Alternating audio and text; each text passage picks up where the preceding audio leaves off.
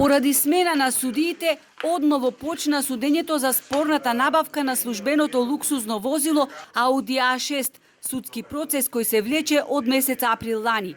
Ново именуваниот судија го отфрли барањето на правните застапници на Мерко, според кои ова кривично дело е застарено.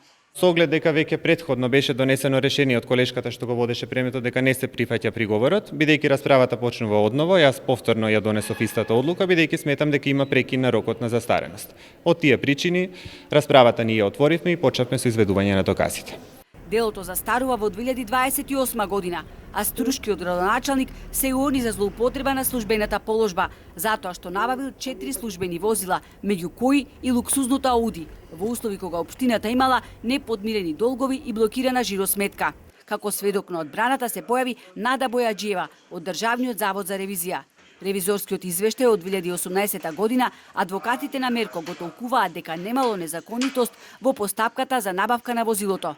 Останатите двајца сведоци не се појавија. Едниот имал семејна слава, другиот наводно бил болен. Судијата напомна дека повеќе нема да ги толерира ваквите образложенија.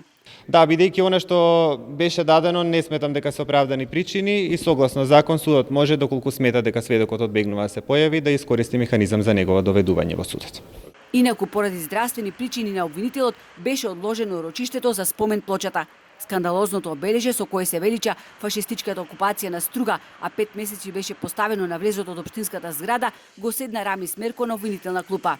Во обвинителниот акт стои дека како градоначалник во март лани поставил спомен обележје плоча на влезот на општинската зграда, со кој поттикнал етничка омраза и раздор меѓу жителите на Струга, со што сторил кривично дело предвидено во Законот за меморијални споменици и спомен обележја.